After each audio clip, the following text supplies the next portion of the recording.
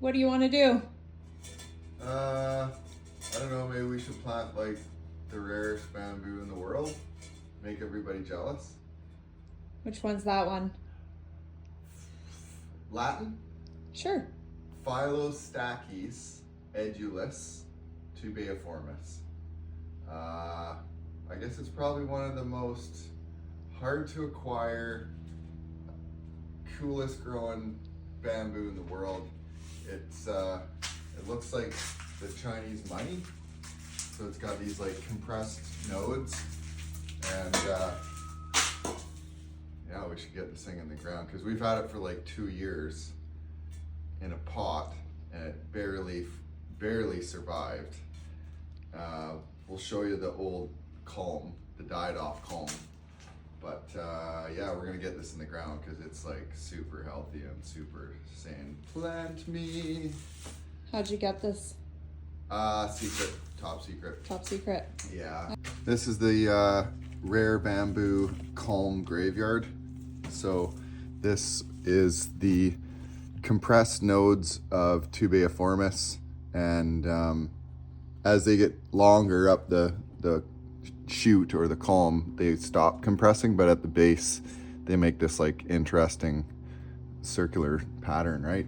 Kind of like, you know, what Mira did. This is another really cool one called Phyllostachys edulis Mira, and it gets compressed nodes and they just bend like tortoiseshell kind of. So this is actually yellow with green and yellow. It's like a random striping, and then this one is a glaucous green, so pretty rare.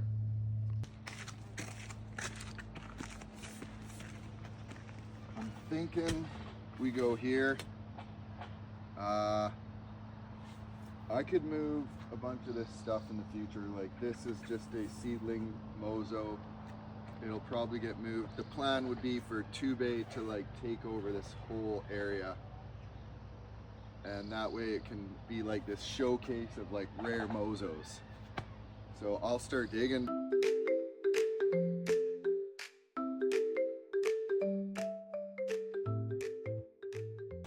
I like to separate just the mulch on the top, and then I work through like the soil, kind of mending a bit of the bark with this like, well, it's down here is a lot of clay soil. The top of the property is all sand. Bamboo doesn't really mind clay, as long as it's got, well, not rock hard stuff or rocks like this, you know.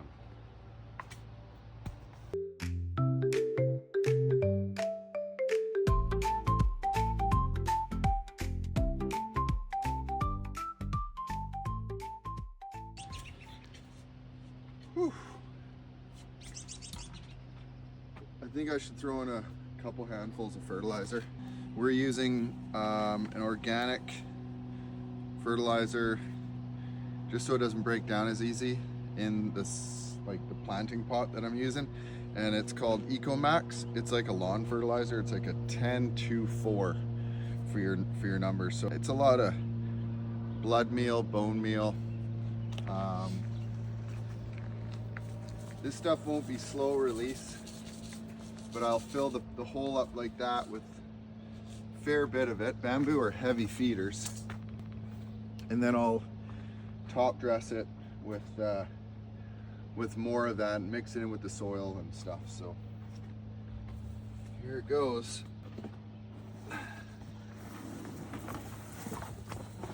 So this doesn't look like much, but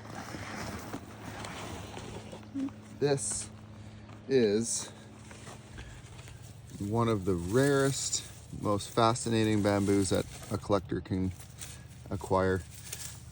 It won't show the really compressed nodes probably for 3 or 4 years if I grow it well.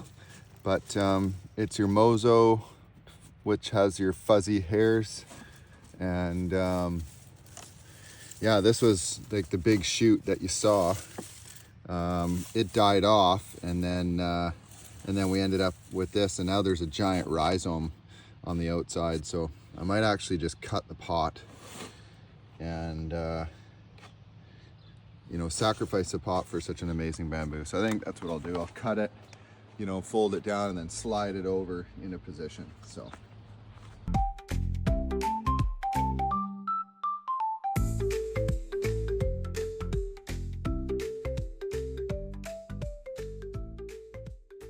Oh, we got some nice rhizomes here. This is looking good. Look at how it's developed all these roots along here, and the rhizomes dipping down. Good time to plant this. Obviously this one here hit the side of the pot. You know, it deflected. Instead of going up, it went down. Great, it's creating lots of roots. This thing it's definitely getting time to put it in the ground. I guess I should talk a little bit about my media. So I kind of use a sandy, lots of perlite, and then bark mix. So that way we have drainage in pots.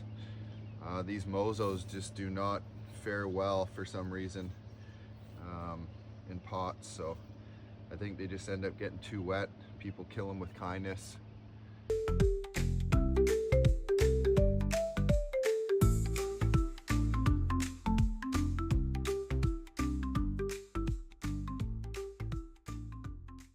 Oh my gosh, this is a monumental moment.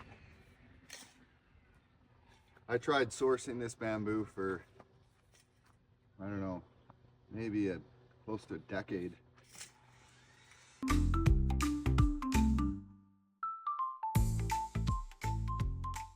How big will this get? Tall? You know, they're not as tall as your typical Mosos because of those compressed nodes at the base. Because normally each one of those nodes elongates to like 8 to 12 inches, you know, as they mature.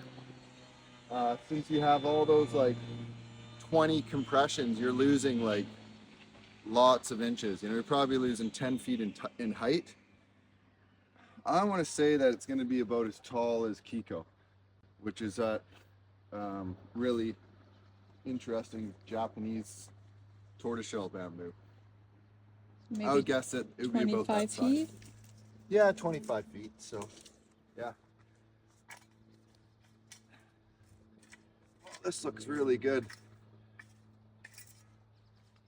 So yeah, that's what it looks like planting a Tubaeformis, and I'll sprinkle a little bit more fertilizer on the top, and I'll probably scrape some of this mulch so it looks a little prettier.